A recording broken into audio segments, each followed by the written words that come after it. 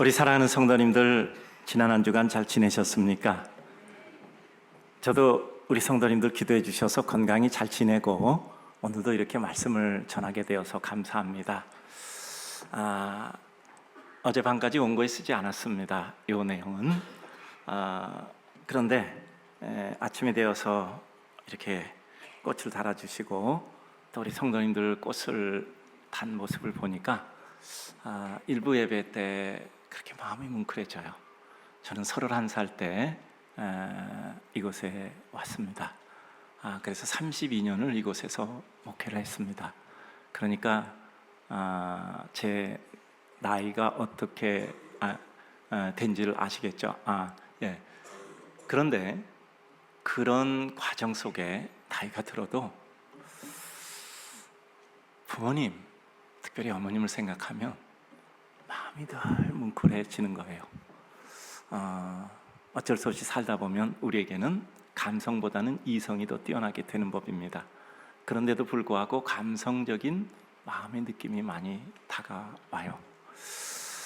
개인사적인 얘기를 해서 드리기가 굉장히 조심스럽지만 개인사가 아니라 그저 우리 어머니, 우리 아버지들이셨어요. 다 어려운 때 사셨고 그 어려운 과정을 통과하면서 우리들에게 이와 같은 편안함을 주신 분들이십니다. 누구라 할 것 없이 똑같이 사셨습니다. 제가 저희 어머니를 기억할 때는 꼭 생각이 나는 몇 가지들이 있어요. 그 중에 한 가지는 제가 이렇게 들어갔는데 어머님 뭔가 이렇게 세타로, 겨울이었겠죠? 세타로 이렇게 덮고 계시더라고요. 보니까 이렇게 열어보니까 아마 목욕탕에서 미끄러지셨대요. 아마 그때가 80대 벌써 후반입니다. 그런데 그 기부스를 하고 오신 거예요. 근데 이렇게 얘기하시더라고요. 병원에서 자식들한테 얼른 연락하라고 전화번호 물어봐서 나는 자식 없다고 얘기했다. 그렇게 얘기하시더라고요. 그러니까 전화하면 급히 와서 또 하던 일 또 이렇게 어렵고 할 테니까 난 자식 없고 연락할 것 없다고 얘기했다. 그리고 이걸 다 혼자 그 노인이 하고 오신 거예요. 혼자. 그리고 또 아이들 그 과자까지 사오셨더라고요. 늘 하시는 대로 목욕탕에 오면 꼭 과자 가져오시거든요. 제가 아직도 잊혀지지 않습니다. 제가 이제 교회가 이제 8년 되고 7년 때 IMF 때문에 못 가서 8년 돼서 안식년을 갔죠. 저는 전혀 모르고 갔습니다. 제가 간 날 바로 저희 누이들에게 전화해서 입원해서 바로 암 수술을 하셨더라고요. 바로 수술할 정도면 통증이 심했을 텐데 그때까지 전혀 표를 안 내신 거예요. 만약에 얘기하면 혹시라도 제가 일정 늦출까 봐.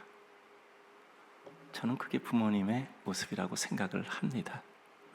자식들 절대 그 일정 맡고 싶지 않고 마음의 어떤 것도 그 삶에 조금이라도 흐트르고 싶지 않은 그런 부모들이 이제까지 우리를 키우셨잖아요. 제가 늘 기억이 나고 마음에 가책이 되는 게 있습니다. 그 당시에 저희가 잘 어릴 때는 모든 물건들 중에 뭐 리어카에 이렇게 밀어서 팔거나 그 당시에 많은 사람이 골목마다 다니면서 머리 이고 다니면서 뭐라고 얘기하면서 외치면서 다녀서 팔았습니다. 생선도 그렇게 팔고 뭐 떡 같은 것도 팔고 여러 가지 것들을 팔았어요. 근데 어쩌다 밥 먹을 때 되면 그런 분이 소리 내고 이렇게 지나가면 꼭 나가셔서 그분들을 집으로 모시고 들어오는 거예요. 그리고 꼭 하시는 말이 있어요. 점심 드셨어? 아니 어렵게 사는 그분들이 점심 사 먹고 다닐 수 있겠습니까? 점심 드셨어? 차는 없지만 그저 한술 뜨고 가시게. 늘 그렇게 말씀하셨단 말이에요. 근데 저는 어렸을 적에 뭐 내지에 살다 보니 이게 비린 걸 별로 싫어했어요. 그래서 혹시 어머니 따라 시장 갈 때도 시장 갈 때 생선 파는 데가 있으면 숨 안 쉬고 거기 지나갔어요. 그러니까 참 비린 걸 별로 이렇게 그런 거죠. 근데 그 생선을 파시는 분들 경우에는 앉기만 해도 생선 냄새가 나시잖아요. 저는 지금 생선을 굉장히 좋아하고 비린 걸 좋아합니다. 근데 어릴 땐 그랬던 거예요. 뭐 기회가 별로 없었겠죠. 그런데 그 같이 먹고 있는 밥상에도 꼭 밥숟가락 하나 그리고 밥 한 공기 갖다 더 넣고 차는 없지만 한술 드시고 가게 늘 그러시는 거예요. 근데 저는 그게 싫었습니다.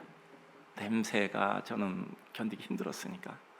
정말 나쁜 놈이죠. 조그만 놈이 되게 나쁜 놈이요. 근데 그게 지금도 잊혀지지 않는 거예요. 저는 기억이 없습니다. 제가 목사 가정에 좋은 얘기 드려서 목사 가정이 훌륭하다, 절대 그런 것 아니고요. 저희 누님들은 늘 추도 예배 드릴 때 그런 얘기를 해요. 어머니는 전에 동네에서 늘 떡을 많이 하셨대요. 그리고 떡이 필요한 가정들이 있는데 미처 못해서 꼭 그런 가정을 다 떡을 주셨다고 해요. 제게 그래서 남은 것이 한 가지 있는 것 같습니다. 이건 자랑으로 하는 게 아니에요. 저는 누구를 만나면 원칙이 하나 있습니다. 절대 빈손으로 보내지 않습니다. 제가 이 원칙을 이제까지 지킬 수 있도록 도와주신 우리 성도님께 감사드립니다. 성도님들이 그런 여건을 만들어 주셨으니까 그럴 수 있는 거죠. 제가 하는 게 아니라 성도님들이 하시는 거니까. 늘 그것이 제게는 그런 형식으로 와닿더라고요. 저는 제가 목회 마치고도 하늘나라 가는 날까지 제가 세운 원칙을 지키기 위해서 제가 나름대로 준비하고 있습니다. 우리 부모님들이 우리 이렇게 키워주셨잖아요. 저희 아버님을 생각하면 남는 인상이 있어요. 저희가 6남매입니다. 매니에 형이 있고 누이 넷 있고 저니까 6명이잖아요, 자녀가. 그러니까 뭘 사주면은 세면푸대, 옛날엔 세면푸대, 요즘 가서 쇼핑백 없었어요. 세면푸대에다가 이렇게 먹을 걸 가져와서 늘 이렇게 이만큼 갖고 오시는 거예요. 그럼 그 자녀들이 또 옛날엔 또 그거 놓고 한꺼번에 먹지 않고 이렇게 몫으로 나눴어. 저는 막내니까 좀 더 줬겠죠. 늘 그런 기억이 남아 있습니다. 그런 기억이 깊은 인상으로 남아 있어서 결국 생각과 삶을 결정하게 하더라고요. 여기 계신 부모님들은 그렇게 사신 겁니다.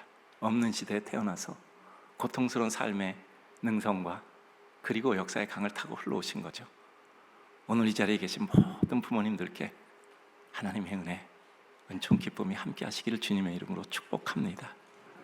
어려운 시대에 태어나서 역사의 모든 고난을 그대로 몸으로 받으시고 또 그 가운데 자식 하나 정말 지키고자 그 모든 수고를 아끼지 않은 분들께 언제 생각해도 부모는 마음에 늘 뜨거운 감정으로 다가오는 거예요. 건강하시고 아프지 마시고 병상에서 주님 앞에 가지 마시고 예배드리다 교회 오다 가다 찬송하다 기도하다 주님 앞에 가시기를 주님의 이름으로 축복합니다. 말씀 드리도록 하겠습니다. 아주 오래전에 많이 어지러웠어요. 정말 어지러웠습니다. 왜 어지러운지 모르게 어지러워서 상당히 힘들었어요. 아주 오래전입니다. 저희 교회 집사님이 병원에 근무하시는 큰 대학병원에 소개를 해주셨어요. 말씀드렸더니 그래서 아마 자기 친구분인 것 같아요. 다른 과 선생님이. 그래서 제가 거기 갔습니다. 저는 그 의사 선생님을 만나지도 않았는데 큰 위로를 받았어요. 나는 매우 어지러워서 고통스러웠는데 그 방 앞에 앉은 모든 사람이 다 어지러운 사람이야. 그러니까 굉장히 위로를 받더라고요. 난 나만 어지러운 줄 알았는데 그 앞에 있는 사람은 다 어지러운 사람이야. 그리고 앞에 팜플렛 이렇게 꽂아놨는데 어지러움에 대해서 이런 거 다 꽂아놨더라고요. 그러니까 첫째는 어지러운 게 나 혼자가 아니라는 게 그렇게 위로가 되더라고요. 그래서 방에 들었더니 의사 선생님이 이제 묻더라고요. 이제 얘기를 해놨던 것 같아요. 목사님 이렇게 간다고 이제 얘기해놨던 것 같아요. 저보고 첫째 질문이 이거였어요. 목사님, 가만히 있는데 천장이나 세상이 빙빙 돕니까? 아니면 세상이나 천장은 가만히 있는데 내가 빙빙 돕니까? 이렇게 묻더라고요. 이게 이해가 안 되는 분은 지금 딴 생각하고 있는 분이에요. 그렇게 묻더라고. 그리고 하여간 어떻게 하라는 대로 했고 어쨌건 저는 그 위에 시간은 걸렸겠지만 어지러운 것 없이 굉장히 긴 시간이었는데 지금 아직 한 번도 어지러운 적은 없고 잘 지내고 있습니다. 우리 성도들이 늘 기도해 주셔서 제가 32년 있는 동안 제가 어디 해외 출타한 경우 빼고는 설교를 쉰 적이 없어요. 한 번 안면마비 걸려서 딱 한 주 제가 설교를 못하고 둘째 주부터는 병원에서 외치를 받아서 설교를 했습니다. 다른 데 아픈 건 없으니까 안경 쓰고 했죠. 굉장히 건강합니다. 그런데 아직까지도 그 의사분의 말이 잊혀지지가 않아요. 세상이 돕니까? 아니면 내가 돕니까? 아마 그것이 어지러움증의 종류나 치료 방법에서 가장 기초가 되는가 생각이 됩니다. 처음 물었으니까요. 우리 성도님들, 이 현란한 세상 속에서 세상이 빙빙 돌아간다고 생각하십니까? 아니면 세상은 괜찮고 고정되어 있는데 내가 빙글빙글 돌아가서 어지럽다고 생각하십니까? 우리에게 가장 중요한 것은 현재의 상태 파악이 중요합니다. 세상이 문제입니까? 아니면 내가 문제입니까? 세상이 잘못됐습니까? 아니면 내가 잘못됐습니까? 그냥 편한 말로 근본적 문제 파악이라는 쉬운 표현을 하고자 합니다. 근본적 문제 파악. 왜 근본을 파악해야 될까요? 그래야 다음 단계로 나아갈 수 있기 때문입니다. 산상수훈의 말씀은 처음 말씀드린 대로 천국의 윤곽을 그린 것이라고 말씀드렸습니다. 말하자면 큰 법을 가르쳐 주시고 그것으로 하나님의 백성은 어떤 시야와 시각을 가져야 되나를 보여주고 있습니다.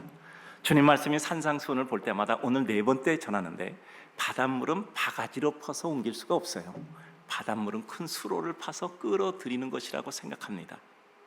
출애굽기 20장을 보면 큰 법인 십계명을 주시고 그 이후에 구체적인 세분화된 작은 법을 주셨듯이 산상수훈은 우리의 사고의 틀과 기준을 바꾸는 삶의 근간을 바꿀 것을 보여주고 계십니다. 그것이 율법의 완성인 사랑이고 우리의 좁음과 자금을 넘는 큰 하나님의 은혜 심정을 우리 심장에 이식해 주는 것이라고 생각을 합니다. 오늘 본문을 보면 악한 자에 대한 대적함에 있어서 우리의 수준 높은 선택, 원수까지라도 사랑하시라는 주님의 대표적인 사랑의 수준과 높이를 너무 간단 명료하게 선명히 짧은 문장으로 설명하고 계십니다. 오른밤 때리면 왼밤을 대라. 대단한 용기죠. 단번에 제압하는 큰 사람의 대단한 호기입니다. 원수를 사랑하고 너희를 박해하는 자를 위해서 기도하라. 한순간에 위에서 버리는 겁니다. 그러나 우리에게는 그것이 어려워요. 한 번에 모든 것을 다 끝내는 명쾌한 말씀인데 하나하나 어떻게 해결하는 것이 아니라 그 위에 우뚝 서서 단번에 다 해결하는 건데 너무 어렵습니다. 그렇지 않다면 우리는 어렵지 않다면 설명할 필요도 없이 그 말씀 그대로 지키면 돼요. 오늘 설교하는 이유는 이것이 맞으니 우리 스스로 나를 설득하여 이렇게 살아보자. 그리고 그 본뜻을 잘 파악하여 우리를 골탕 먹이려는 주님의 뜻이 아니니 기쁨으로 지킬 수 있는 길을 찾아서 그 은혜를 누려보자 하는 것이 오늘 설교의 목적이잖아요. 첫째, 더 큰 것 주셔서 작은 슬픔, 갈등, 분노를 넘어서게 하시는 겁니다. 39, 41절을 보면 여기 아주 자극적인 수식을 하고 있습니다. 악한 자, 너희를 고발하는 자, 억지로 그것을 하게 하는 자, 우리에게 여러 가지 어렵게 하는 중에서도 최악으로 어렵게 하는 거예요. 그런 사람들에게 너희는 오른밤을 때리며 왼편까지도 대라는 겁니다. 가장 고통스럽게 하는 자, 그들에 대해서 우리의 마음을 넓힐 지경의 범위를 설정하고 계신 겁니다. 단번에 우리를 훅 하고 해결할 수 있는 위치에 세워버리는 거예요. 구하는 자 주고 꾸고자 하는 자 거절하지 말라. 여건이 될 때 내가 준 복을 너희는 헤아려 보아라, 그 뜻입니다. 이것은 주려고 하는 자에게 주는 말씀이지 받으려고 하는 자에게 주는 말씀이 아닙니다. 그건 남에게 요구하시면 안 돼요. 여러분, 남에게 요구하지 말고 내가 그 일을 하라는 뜻이지 이거 안 하면 그 사람에게 요구하라는 뜻이 아닙니다. 섭섭해하라는 것이 아니에요. 원수를 사랑하며 너희를 박해하는 자를 위해 기도하라. 저는 이게 자꾸 너희 마음을 넓혀 큰 사람 되라 이렇게 읽혀지네요. 주님의 의도 파악이 중요합니다. 왜 주님은 이렇게 우리에게 가능의 범위를 넘어선 일을 요구하셨을까요? 우리는 책을 읽다 처음에는 스토리 읽잖아요. 조금 지나면 등장인물에 대해서 우리는 읽게 됩니다. 연구하게 되고, 야, 연기 잘한다? 아니면 등장인물 설정을 참 잘했다. 대사가 훌륭하다. 그러다 더 디테일한 묘사로 우리는 나가잖아요. 야, 연출의 능력이 어떻고, 야, 이 화면 배경을 촬영 감독이 어떻게 잘 잡았고, 또 뿐만 아니라 그 등장인물의 그 대사가 참 이렇게 아주 특별히 아주 명대사다. 이런 것들 본단 말이죠. 맨 나중에 보려고 하는 익숙한 독자의 몫은 무엇일까요? 저자의 작중의도입니다. 도대체 저 소설가가, 저 극작가가, 저 시나리오 작가가 왜 이 글을 썼을까 하는 것입니다. 저 연출가가, 저 감독이, 저 PD가 왜 이렇게 연출했을까 하는 작중 의도를 보는 겁니다. 언제나 성경은 그 주님의 말씀의 깊은 의도가 무엇일까를 생각해야 돼요. 왜 이렇게 말씀하셨을까? 우리에게 수고하고 무거운 짐을 진 사람들은 다 내게로 오라 하셨는데 왜 원수를 사랑하고 오른밤 때리면 왼밤을 대라는 지키지도 못할 이와 같은 어려운 것을 주셨을까? 나는 왜 그것을 지키지 못함으로 내가 과연 예수 믿는 사람인가 하는 자책감만 드는 것일까? 하는 더 큰 짐을 주는 건 아닌가 생각할 수도 있겠죠. 만약에 그렇지 않다면 너희에게 내 멍에는 쉽고 가볍다고 하셨다면 결국 내가 느끼고 있는 그런 모든 마음을 바꾸어서 더 가볍게 하실 것이라는 주님의 뜻을 생각한다면 문제는 달라지는 겁니다. 망나니 아들이 있었어요. 아버지 보고 돈 달라 그래요. 재물 나눠달라 그래요. 근데 아버지가 그렇게 얘기한 겁니다. 성경 읽어. 그럼 네가 원하는 거 다 가질 수 있어. 성경책 줬어요. 제가 전에도 여러 번 말씀드렸어요. 근데 아들은 끝끝내 성경을 안 읽는 거야. 아버지, 내가 돈 달라 그랬지 성경 달라고 했습니까? 성경 읽으면 다 해결돼. 끝까지 안 읽었어요. 나중에 뭐니 성경 안에 수표를 넣어놨잖아요. 성질 낼 일이 아니라 아버지에 대한 신뢰를 발휘해 실행하는 것이 우리들에게 있어질 축복의 몫입니다. 믿음 가졌으면 믿음대로 살면 됩니다. 근데 우리들에게는 늘 직물적인 것, 실물적인 것, 최단기간 그것만을 생각하니까 하나님의 뜻이 보이지 않죠. 우리가 구도자라는 것을 생각하고 전제한다면 우리의 모든 답이 다시 설정됩니다. 우리를 괴롭게 하는 이들에게 상처와 피해를 받는 수준이 아니라 그들을 훨씬 능가하는 큰 은혜와 능력을 가지라는 주님의 의도를 생각합니다. 그 말은 뭡니까? 내가 너희를 만들겠다는 뜻 아니겠습니까? 우리는 원수 갚는 것보다 사랑하는 것이 더 쉬워요. 더 어려워 보이는 것은 해보지 않았기 때문입니다. 하다 보면 이거 그렇게 어려운 것은 아니었네. 더 마음도 편하고 더 쉽게 해결된다 라는 것 우리는 느낄 겁니다. 해본 것과 안 해본 것은 차이가 커요. 헤어지려면 나중에 주지 못한 것 아쉽고 후회되니 좀 어떻게 줄까를 생각해서 주는 삶이라면 우리는 그 어떤 누구도 원수로 헤어지는 것보다는 은혜와 사랑으로 기억될 겁니다. 어차피 헤어질 것이니까 아깝다가 아니라 어차피 헤어질 것 다음에 내가 또 잘해줄 기회가 없잖아. 그러니까 있을 때 잘해주자. 떠날 때도 뭔가라도 챙겨주자. 그것이 우리의 마음이라면 우리는 그 당시는 몰라도 지내놓고 보니까 그는 사랑이었구나 라고 기억될 것입니다.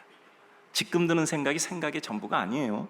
일정 시간 지나면 우리는 더 명확하고 선명한 것을 보게 됩니다. 우리는 배경 속에서 봐야 그 진면목을 발휘하게 돼요. 주님은 우리에게 우리의 기준 생각을 결국 주님께 맞추면 편해진다는 말씀을 하고 계신 겁니다. 이것은 우리에게 그것을 감당한 능력을 주시겠다는 말씀이기도 합니다. 저는 우리 사랑하는 성도님들이 선교사 연금에 대해서 1년에 한 번 이렇게 하잖아요. 미리 예고도 안 해. 그리고 갑자기 그 주에 얘기하는데 그 한 번에 그냥 그날 몇 시간 만에 다 끝내. 그거 적은 거 아니잖아요. 미리 예고도 안 하는 거고. 왜냐하면 2번 말하기가 마음에 또 쉽지는 않으니까. 근데 이게 다른 목사님께 말씀드리면 그 기적과 같은 일이라 그래요. 근데 기적이 아니고 날마다 우리는 일어나는 일이잖아요. 우리 성도님들 왜 그런지 아세요? 그게 옳다 생각하기 때문이에요. 그게 기쁘기 때문이에요. 그래서 행복해지기 때문입니다. 무엇인가 의미 있는 일이고 우리 30년 뒤를 보고 있는 거죠. 우리 성도들은 벌써 길게 보는 안목을 설정하고들 계시잖아요. 그 일이 힘든 것이 아니라 내가 그 일을 좋아하지 않는 겁니다. 바른 파악과 바른 표현하는 습관을 들이다 보면 우리가 정직해지고 본질에 보다 빨리 접근하게 됩니다. 나는 그 일이 힘든 게 아니에요. 그 일이 내가 좋아지지 않고 좋지 않으니까 나의 모든 것을 다 하지 않을 뿐입니다. 일이 어려운 것이 아니라 내 능력이 안 될 뿐이에요. 간단하지 않은 내 능력만 키우면 되는데 내 자신과 주변이 어떻게 바뀔 것인가를 바라보고 기대해야 됩니다. 주님의 말씀을 볼 때 주님은 우리에게 커트라인 정해놓고 여기 기어올라 이게 아니란 말이죠. 내가 너희를 거기까지 가게 할 거야 라는 뜻으로 우린 바라봅니다. 주님이 우리에게 삶의 모든 기준과 기조를 뒤엎고 흔드는 이러한 요구를 하실 때 무엇인가 우리에게 주실 것이 있기에 말씀하신 것이 아닌가 생각합니다. 능력이 없는 우리에게 그렇게 해라라고 말하는 것은 능력 주겠다 그 말씀 아닙니까? 주님은 우리를 괴롭혀 쾌락을 얻는 그런 가학주의자가 아니라면 뭔가 우리를 위한 은혜의 계획이 있을 것 아닙니까? 뻔연히 우리 못하는 거 아시지 않습니까? 그런데 그렇게 하라는 이유는 뭐겠어요? 내가 너희를 그렇게 만들겠다는 뜻 아닙니까? 주님은 우리를 사랑하시고 기뻐하시죠. 그렇다면 우리 시작은 그 주님을 믿고, 그러면 그 뜻이 무엇인가 파악하고 어떻게 그 일을 이룰까 생각하는 겁니다. 그렇다면 그 일을 통해 주실 기쁨을 생각해보고 수시로 꺼내보며 위안 삼아 그 길을 가야 할 것입니다. 사람이 그냥 오래 견딜 수 없어요. 무엇을 주실 것인가 파악해야죠. 국가대표 선수들 올림픽이나 아니면 아시안게임 또 월드컵 같은 거 좋은 성적 내면 군 혜택이 있잖아요. 그럼 그들은 거기에 그의 모든 걸 걸고 할 수밖에 없어요. 계획표가 서야 돼요. 그 계획표 세우려면 무엇인가 앞에 보이는 표대가 있어야 되고요, 승리의 깃발이 무엇인지 알고 가야 합니다.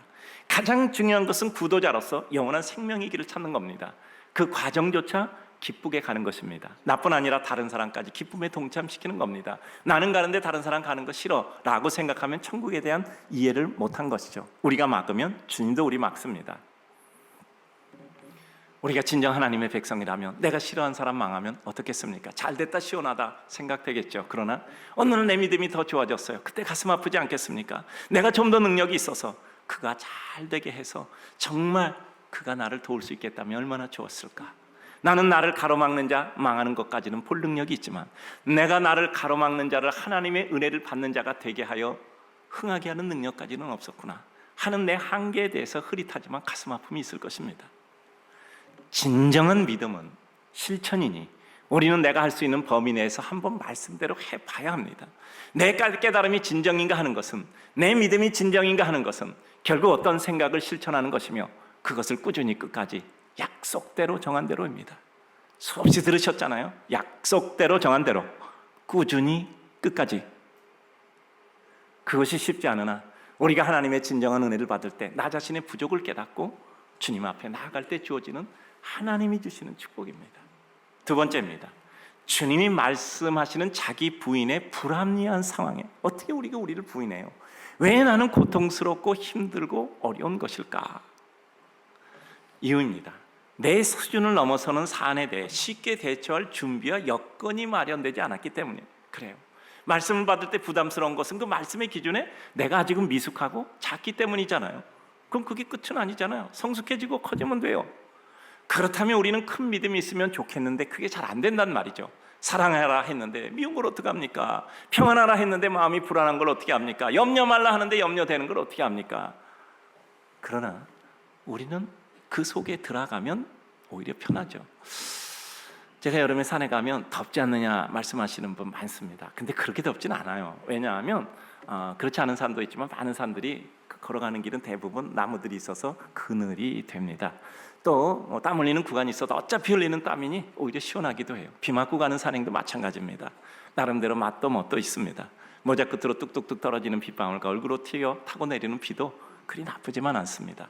거기다 물 한 개 올라가는 산의 모습은 그 모든 것을 상쇄하는 아름다움을 품고 있습니다. 마음 먹고 믿음대로 살아가다 보면 의외로 주님의 은혜와 능력이 크심을 우리는 체험하게 됩니다. 그래서 믿음은 체험을 통해 더 강해지는 거예요. 우리 사랑하는 성도님들, 어려운 일 생길 때 우리는 이 어려운 일을 통해 내가 강해지리라고 생각하면 맞습니다. 내가 할 수 없는 지경인 것 같은 어떤 믿음의 일도 어느 날 그것을 이루고 있는 나 자신을 보며 우리는 하나님께 감사할 것입니다. 하나님, 내 믿음을 이렇게 키워주셨군요. 목사님이 말도 안 되는 얘기하고 있다라고 생각하십니까? 그렇지 않다면 우리는 그만큼 큰 믿음이 있는 겁니다. 여러분 이런 말씀 듣고도 들을 거 없다 하고 나가지 않다면 여러분은 믿음이 커진 거예요. 그냥 듣고 있다. 어느 날 문득 달라집니다. 한번 해보자. 그리고 그것이 기쁘니 나 늘 이렇게 살자. 그것이 믿음입니다. 왜 우리는 이와 같은 말씀을 볼 때 마음이 불편할까요? 소탐 대실의 삶에 익숙해 있으니 더 큰 계산에 익숙하지 못하고 특히 긴 호흡의 계산에 익숙하지 않기 때문입니다. 우리는 작은 계산에 익숙하다 보니 큰 계산을 놓치는 경우가 많아요. 하나님은 손이 크셔서 그 손으로 한번 축복하시면 우리 평생이 은혜 속에 진행이 됩니다. 제가 오늘 이 말씀 드리는데 꼭 기억하셔야 돼요. 하나님은 방법을 넘어 방향을 가리키십니다. 하나님은 방법을 넘어서 방향을 가리키세요. 살다 보면 우리는 어떤 일을 잘하는 것보다 더 중요한 것은 내가 무슨 일을 하고 그리고 어떻게 그 일을 하는가입니다. 열심히 하는 것보다 중요한 것은 바른 일하고 하나님이 원하시는 일을 하는 겁니다. 진정한 능력은 어떤 일을 이루는 것을 넘어 어떤 일을 할 수도 안 할 수도 내가 선택하여 정할 수 있을 때 그것이 큰 능력입니다. 때로 밭도 씌워주어야 풍부한 경작을 이룰 수 있고, 때로는 실패해야 더 강해질 수 있습니다. 여러분, 사람을 평가할 때 실패해서 다시 일어나지 않으면 아직은 평가하지 않은 겁니다. 고통의 때를 넘어서는 것을 보고 비로소 그를 평가할 수 있을 뿐입니다. 큰 계산 잘해야 됩니다. 무슨 생각하고 내가 무엇을 내 삶의 목표로 정하고 무엇 때문에 나는 기뻐할 건가에 대한 기준과 항목을 정확히 설정해야 돼요. 큰 계산을 잘해야 돼요. 엉뚱한 것 가지고 기뻐하다 보면 보석을 얻는 것이 아니라 보석함만 얻는 경우가 많아요. 보석함도 좋지만 보석함에 들어있는 보석이 더 중요합니다. 인생이 보석함이라면 인생이 포함하고 있는 아름다운 생각과 축복의 심정, 하나님의 복음으로 인해 그 삶을 구성하고 있는 구원과 축복과 은혜의 논리는 우리를 보석함만이 아닌 보석함의 보석으로 만들어줄 것입니다. 여러분, 보석함이 아니라 보석을 가지셔야 돼요. 긴 호흡의 계산 잘 하셔야 됩니다. 어떻게 기다리냐고 하시는데 그 기다림의 시간은 반드시 오십니다. 기다림의 기쁨까지 선물로 줍니다. 우리 선교사연금 30년 이렇게 정하고 가잖아요. 제일 중요한 게 뭔지 압니까? 왜 이런 일을 안 하는가? 그때는 없다는 뜻이에요. 그때까지 내가 기다릴 수도 없고 내가 하는 결과 볼 수도 없고, 우리는 꼭 우리가 결과 봐야 될 필요 없어요. 심어놓으면 되고 잘할 것이고 언젠가 거두는 사람이 있으면 그건 역사의 모르기잖아. 우리는 지금 내가 무엇을 하는가가 중요한 것입니다. 조바심을 넘어 길게 호흡할 수 있는 그 순간에 내가 세상을 정복하는 것이 아니라, 여러분, 우리가 세상을 정복하는 거 아닙니다. 세상이 우리 가슴으로 다 뛰어들어오는 겁니다. 세상은 힘으로 정복하는 것이 아니라 마음으로 정복하는 겁니다. 다시 말씀드릴게요. 세상은 힘으로 정복하는 게 아니라 마음으로 정복하는 겁니다. 세상을 축복하시고 인간을 축복하시고 내 마음에 안 드는 사람을 축복할 수 있다면 우리는 평안을 누리는 하나님의 백성입니다. 진짜 하나님을 믿느냐? 하나님 나라와 그 역사 속에 나 자신과 내 현재의 의미를 파악하면 달라집니다. 늘 내가 하나님의 백성인가 생각합니다. 늘 내가 하나님을 믿느냐 하는 생각을 합니다. 마음대로 안 되잖아요. 뜻밖의 어려움이 꼭 찾아오잖아요. 먼 아픔의 이야기가 내 얘기가 되잖아. 오늘은 문득 한마디 들었는데 그 다음부터 난 내 인생 관리하고 살아야 돼요. 그래서 내가 하나님의 백성이라고 믿고 우리는 하나님의 뜻과 은혜를 향해 나아갑니다. 갑자기 무엇인가 내 인생에 뛰어들었는데 그것이 나에게 그 남은 인생 이후에 장애가 된다면 우리 삶은 얼마나 아픈 것입니까? 무엇으로 우리를 보장할 수 있겠습니까?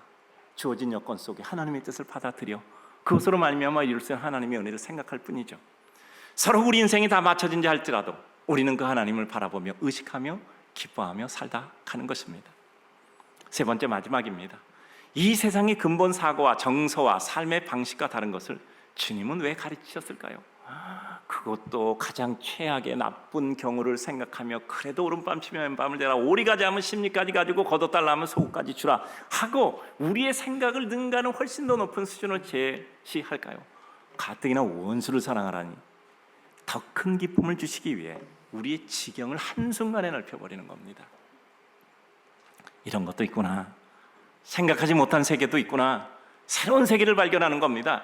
나는 이것이 내 인생의 전부라고 생각하고 내가 가야 될 희망봉이라고 생각했는데 이런 세상도 있구나라고 생각하면 우리 인생은 달라지는 거예요. 하나님이 우리를 바꾸시는 것은 생각부터 바꾸시잖아요. 생각을 바꾸려면 시야부터 바꾸시잖아요. 시각부터 바꾸시잖아요. 전에 세상은 지구가 돌고 지구가 있고 온 세상은 지구를 돌고 있다고 생각한 겁니다. 온 해와 달별들이 지구를 돌고 있다고 생각해요. 소위 천동설입니다. 그래서 만약에 지동설, 지구가 돌고 있다고 생각하면 그 사람은 자보다 그냥 초용하는 거예요. 코페르니쿠스는 지구가 돌고 있다는 것을 발견합니다. 여호와의 가정이 있으나 그는 그 사실을 알죠. 근데 그는 죽음의 위협 앞에 지구가 돌고 있는 것이 아니라 온 세계, 온 천지가 지구를 위주로 돌고 있습니다. 이렇게 고백하지만 나오면서 그런 말 하잖아요. 그래도 지구는 돈다. 하늘에는 밤에도 낮에도 해, 달, 별 다 떠 있습니다. 지금 이 순간에도 해, 달, 별, 비와도 다 떠 있습니다. 다만 먹구름이 가려서 그것이 안 보일 뿐이고, 또 낮에는 밝아서 달별이 안 보이고 밤에는 달별이 보이고, 또 그리고 낮 되면 해가 보이는 것뿐입니다. 해가 매일 떴다 지는 것이 아니잖아요. 해가 매일 떴다 집니까? 우리가 보기에 그렇죠. 지구가 하루에 한 바퀴씩 도니까 이쪽으로 돌면 밤이고 이쪽으로 돌면 낮인 것이잖아요. 그리고 태양을 중심으로 지구가 한 바퀴 도는 것이 1년이잖아요. 태양과 온 별들이 지구를 도는 게 아니라 지구가 태양을 돌고 있는 것입니다. 비 오는 날도 해 떠 있습니다. 비구름에 가려워서 보이지 않을 뿐 거치면 원래 그 자리에 있던 거 그냥 있는 겁니다. 어릴 때부터 우리는 이것을 배워서 알고 있습니다. 우리는 이 사안에 대해서 의심도 안 해요. 그래요. 진리는 우리를 자유케 하는 겁니다. 무지가 죄입니다. 무지가 죄예요. 무지가 우리를 묶고 있는 것입니다. 자유케 한다는 것은 우리의 사고의 지경이 넓어지는 겁니다. 싫은 것이 반드시 싫지 않고 주님의 말씀이 부담스럽지 않습니다. 저는 우리 선교사님 볼 때마다 얼마나 고생할까 하는 접근은 동정입니다. 동정을 넘는 당당한 인정과 존중이 더 훌륭한 거예요. 그래서 우리는 적선하는 것이 아니라 도울 수 있는 기회의 주심을 감사하며 은혜를 이루는 것입니다. 저는 요즘 우리 선교사들뿐 아니라 우리 선교사님 자녀들의 관심을 가지고 있습니다. 그 좋은 하나님의 자원들을 어떻게 보호하고 양육 관리하면 이 나라 민족 백성과 세계사회 주님의 나라에 기여 공헌하는 제목이 될까 생각합니다. 저희 교회 특징이 있죠. 첫째 생각합니다. 둘째 기도합니다. 셋째 실행합니다. 넷째 제일 중요해요. 끝까지 합니다. 끝까지 합니다. 아이고 우리 목사님 무슨 카드 내실까 걱정하지 마세요. 다 준비되어 있습니다. 하나님이 축복하실 겁니다. 저는 하나님이 우리 성도들을 축복하실 때 큰 축복이 있어야 된다는 논리를 가지고 있습니다. 모든 자연의 섭리는 필연적인 귀결이에요. 그냥 되는 것이 없습니다. 우연이요, 필연 속에 포함된 게 우연입니다. 우리는 그렇게 만드시겠다는 주님의 강력한 의지와 이미 선물을 준비하고 자격을 부여하기 위해 안타까이 바라보고 계신 주님 봐야 돼요. 오늘 우리에게 무엇을 말씀하고 가르치신다는 것은 주님이 그러하시겠다는 강력한 뜻을 투사하고 있는 것을 보여줍니다. 주님은 우리를 괴롭히는 분이 아니라 기쁘고 축복하시는 분입니다. 당연히 오늘 본문 읽으면 그 글씨만 보이잖아요. 원수를 사랑하라. 오른밤 때리면 왼밤 때려. 우리가 고자면 심리 가라. 그리고 거둬달라고 하면 속 어쩌라. 그게 뭡니까? 내가 너희를 이렇게 만들겠다는 강력한 주님의 의사를 주사하고 계신 거잖아요. 그러면 우리는 어떻게 됩니까? 그렇게 되겠죠. 길과 방법은 기도하여 구하며 땀 흘려 수고할 때 그 땅을 축복하십니다. 저는 우리 모든 성도님들 모두가 하나님의 축복과 은총을 직접 대할 때마다 체험하시길 주님의 이름으로 축복합니다. 저는 정말 우리 성도들이 30년 넘게 우리 기도했잖아요. 한 사람이 1000명을 넘는 믿음의 백성들이 돼야 돼요. 저는 분명한 우리 논리가 있다거든요. 우리는 하나님 마음의 논리도 있고 마음의 결심도 있고 우리는 축복이 받음이 아니라 그것을 실현함이라고 주님 앞에 수없이 고백하고 그런 이 백성을 축복하소서 기도했잖아요. 저는 요즘 죽음에 대해서 많이 생각합니다. 삶이 중요한 것처럼 죽음은 우리의 영원한 세계를 시작하는 것인데 두려운 것이 아니라 기쁨과 감사로 맞이할 준비해야 한다 생각합니다. 그래요. 우리 성도들은 어느 날 주일 예배 때 전에 배웠는데 오늘 아침 주님 나라 가셨다는 소식 들으면 그것이 은혜임을 고백할 수 있기를 소원합니다. 우리 성도님들 병상에서 가는 것이 아니라 와서 예배드리다 돌아가시다가 아니면 또 예배당에 오시다가 성경 읽다 찬송하다가 누구에겐가 도움을 주다가 주님 앞에 가실 수 있기를 주님의 이름으로 축복합니다. 제가 우리 성도들 위해서 기도하는 것은 주님 앞에 가는 그날까지 걸어 다니시기를 주님의 이름으로 축복합니다. 이왕 믿는 것 믿음대로 살아 그 믿음이 주는 큰 기쁨도 누리셔야 합니다. 오늘 우리에게 가장 흔히 사용되는 기독교의 상징처럼 알려진 오른밤 때리면 왼밤 되라 원수를 사랑하는 말씀을 우리는 생각합니다. 이왕 믿는 것 믿음대로 살아서 너희도 이런 큰 기쁨과 은혜를 누리자. 우리는 이렇게 읽고 있습니다. 풍랑 만나면 마지막으로 뭐든지 포기하고 사람을 구합니다. 어린이, 노약자, 여성부터 구합니다. 이것은 불문율이에요. 이것을 어기면 사람의 도에 서 있지 못합니다. 어디나 기본적인 룰, 법이 있어요. 우리의 룰은 하나님을 사랑하며 그 모든 것이 시작되는 겁니다. 하나님이 사랑하시는 연약한 인생에 대한 사랑으로 진행됩니다. 그 사랑은 내 기준과 수준을 넘어선 하나님의 뜻, 말씀을 기준으로 나갑니다. 나를 힘들게 하는 사람, 망가지는 대신에 좋은 사람이 되어 내게 유익 끼치는 사람 되게 하소서. 처음에는 말도 안 되는 이 말이 어느 날 말처럼 느껴집니다. 그러더니 그것이 기쁨이 됐어요. 내가 이렇게 바뀔 수 있다니 감격스럽죠. 그게 우리의 믿음입니다.